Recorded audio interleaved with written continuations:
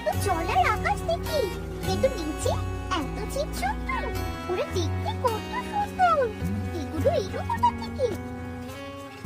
এই যে ছোট্ট মেয়ে, তুমি কে? কেমন করে এলে এখানে?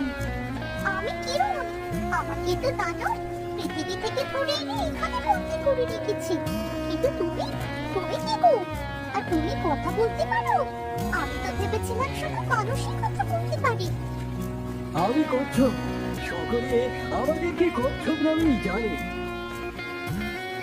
আমি আমার বাবার কাছে ফিরে যেতে চাই। তুমি কি আমায় সাহায্য করতে পারো?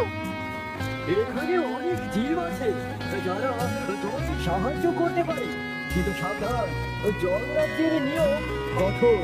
ভুল করলে জল দানব তোমাকে একেবারে শেষ করে ফেলবে। আমি অনেক সাহসী। আমি ওই দানবকে ভয় পাই না। আমি যে কোনো বিপদ সামলাতে পারবো। ভালো, তাহলে তুমি আমার বন্ধু। আমি তোমাকে শেখাবো কিভাবে এখানে বাঁচতে হয়, এবং একদিন তুমি নিজেই নিজের মুক্তি খুঁজে পাবে।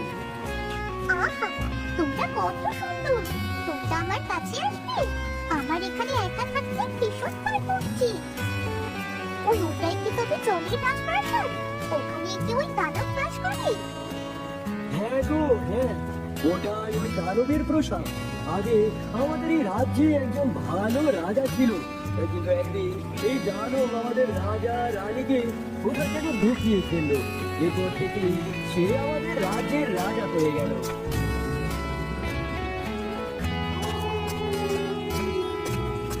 কিরণ, কার সাথে কথা বলছিস? মনে রাখিস, তুই এখন আমার বন্দি। কেউ তোকে সাহায্য করতে পারবে না। আমি তোমাকে ভয় পাই না শয়তান। তুমি আমাকে জঙ্গলে আটকে রাখো না কেন? আমি একদিন এখান থেকে ঠিক বের হবো।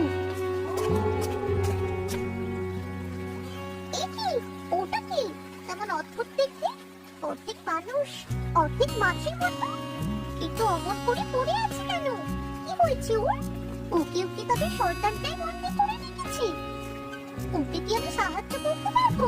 কিন্তু আমি নিজেই তো এই লোহা ভেঙে বের হতে পারছি না। ও কচ্ছপ, তুমি আবার একটু আসো না গো। আমি ছোট্ট বড্ড বিপদে পড়েছি, আর তাই তো আমি ছুটে এসেছি। রূপসী, তুমি কি আমায় এখান থেকে উদ্ধার করতে পারবে? আমি বেশিক্ষণ পানির নিচে থাকতে পারবো না কিরণ। আমি তোমাকে কয়েকটা কথা জানাতে এসেছি, আর এরপরই আমি চলে যাব। কি কথা রূপসী?